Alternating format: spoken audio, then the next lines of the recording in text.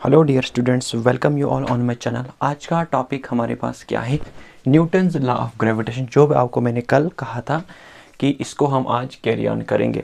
आप लोग पढ़ रहे हैं ग्रेविटेशन के बारे में, शाबाश। तो क्या कहा था मैंने? What is gravitation? आपको मैंने कहा था कि ये एक फोर्स होती है जो दो ऑब्जेक्ट्स के बीच में लगती है जिनका कुछ मास होता है। Okay, the force of attraction between the two bodies having some mass, that is called gravitational force. Gravitational force का कंसेप्ट जो है न्यूटन ने बताया है, और जब न्यूटन ने ग्रेविटी के बारे में पूरा रिसर्च किया उसके बाद उन्होंने एक लॉ को बनाया जिसे हम लोग कहते हैं न्यूटन्स लॉ ऑफ ग्रेविटेशन, या इसी को दूसरे नाम से हम जानते हैं यूनिवर्सल लॉ ऑफ ग्रेविटेशन। तो इसको यूनिवर्सल पता क्यों बोलते हैं? क्योंकि जो लॉ इसने बताया है ना, वो पूरे यूनिवर्स पर अप्लाई होता है। दैट्स वाई इसको यूनिवर्सल लॉ भी कहा जाता है। मतलब क्या कहा इसने? आओ हम इस बात को सीखेंगे। देखो, न्यूटन ने कहा कि अगर हमारे पास दो ऑब्जेक्ट्स हैं, एक का मास है हमारे पास m1 और दूसरे का मास है हमारे पास कितना? m2। ध्यान रखना, शाबाश। इनको हमने कितनी दूरी पर रखा है? r की दूरी पर रखा है। दो ऑब्जेक्ट्स हमने लिए, एक का मास रखा m1, मतलब इसके पास भी मास है, इसके पास भी मास है। इसका मास है m1, इसका मास है m2। कितनी दूरी पर रखा है? r की दूरी पर रखा है। अब अगर इनके पास मास है तो इनको कुछ फोर्स भी लगती होगी ना, है ना? कौन सी फोर्स? Gravitational force. कितनी लगती है? सुनो, पहली बात कह रहा है कि जो इन दोनों में फोर्स लगती है ना, gravitational force, it is directly proportional to m1 m2। भाई सुनो इधर एक चीज, यूनिवर्सल लॉ कोई बड़ा लॉ नहीं है, इसमें सिर्फ दो बातें कही है, और आप लोगों को भी वे दो बातें याद रखनी है। तो आप लोग न्यूटन्स लॉ को कभी नहीं भूलोगे, आप लोग यूनिवर्सल लॉ ऑफ ग्रेविटेशन को कभी नहीं भूलोगे। बात आई समझ? तो न्यूटन की क्या कहानी है इस लॉ के बारे में? इसने पहली बात दो बातें कही है। और कौन सी दो बातें कही? सुनो, पहली बात बता रहा है कि जितना इन दो बॉडीज के बीच में मास होता है ना ज्यादा, उतनी ही ज्यादा इनमें ग्रेविटेशनल फोर्स लगती है। तो पहली बात ये हो गई। क्या? More is the mass of the two objects, more is the gravitational force between them. Okay, उसके बाद दूसरी बात क्या कह रहा है कि force is inversely proportional to 1/r का स्क्वायर। क्या है इसका मतलब? रेडियस है ना ये, देखो दो ऑब्जेक्ट्स है, एक का मास है m1, एक के पास है m2। अगर मैं इन दो ऑब्जेक्ट्स के रेडियस को क्या करूंगा? कम। बताओ, फोर्स बढ़ेगी कम हो जाएगी? फोर्स बढ़ेगी। ज्यादा फोर्स ज्यादा अट्रैक्ट करेंगे, क्यों? क्योंकि क्लोज आके।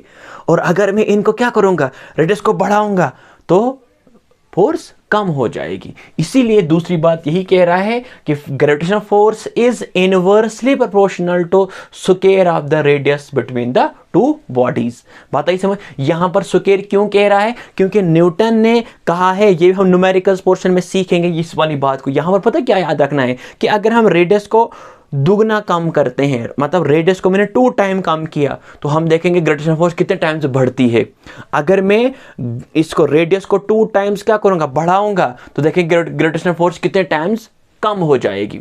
बात आई समझ? इस बात को हम देखेंगे। तो इतना फिलहाल आप, ये न्यूमेरिकल्स का पोर्शन है जो दूसरी बात यहां पर कह रहा है, लेकिन ये चीज आपको यहां पर रखनी है याद कि according to universal law of gravitation, ध्यान रखना, स्टेटमेंट बता रहा हूं मैं, according to universal law of gravitation, gravitational force is directly proportional to product of the mass, and gravitational force is inversely proportional to square of the radius between the two bodies या two object। दो ही बातें हैं। पहली बात, ज्यादा मास ज्यादा force. दूसरी बात, रेडियस को अगर हम बढ़ाएंगे,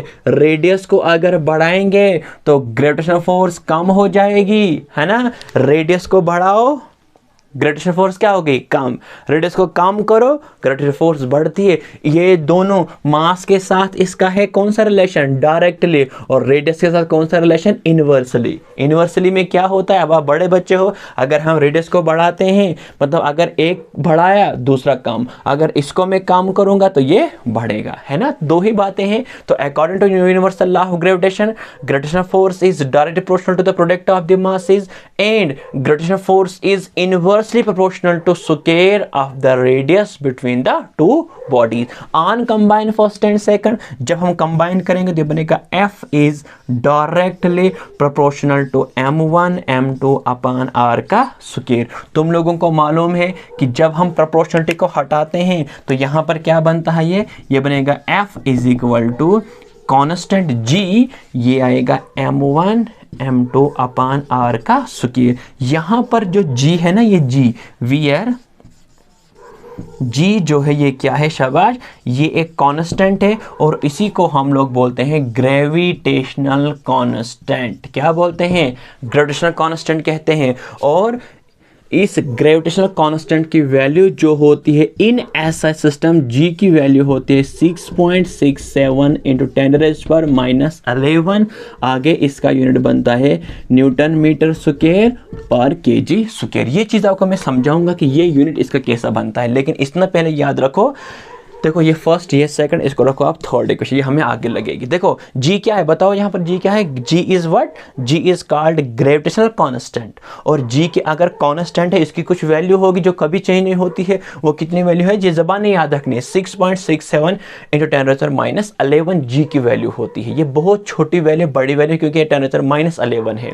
ओके, ये बहुत छोटी वैल्यू है। उसके बाद न्यूटन मीटर स्क्वायर पर केजी स्क्वायर। देखो ये जो है ना, ये कुछ बच्चों को समझ में आएगा, ये इसका यूनिट है। किसका यूनिट, ग्रेविटेशनल कांस्टेंट का यूनिट। और ये यूनिट कैसे बनता है, आओ हम इक्वेशन थर्ड से सीखते हैं। तो फ्रॉम इक्वेशन थर्ड, देखो यहां पर हम पता क्या सीखने जा रहे हैं, SI यूनिट ऑफ G है ना। G का यूनिट कैसे बनता है, न्यूटन मीटर पर स्क्वायर। देखो यहां पर फ्रॉम इक्वेशन थर्ड, क्या मैं इस थर्ड को ऐसे लिखूं, देखो थर्ड इक्वेशन आपको जानते हैं, F is equal to G M1 M2 upon R का स्क्वायर। ये जो है ना, ये जो लॉ यहाँ पर है, ये यही तो है। कौन सा law, universal law of gravitation. और इसी लॉ की हेल्प से आप लोग क्या निकालोगे, force between the two bodies. कितनी फोर्स लगती है, ग्रेविटेशनल फोर्स कितनी लगती है दो बॉडीज के बीच में। और इसी लॉ की हेल्प से आप लोग मून और अर्थ के बीच में ग्रेविटेशनल फोर्स निकाल सकते हो। आप लोग अर्थ और सन के बीच में ग्रेविटेशनल फोर्स निकाल सकते हो। मतलब एवरी प्लैनेट्स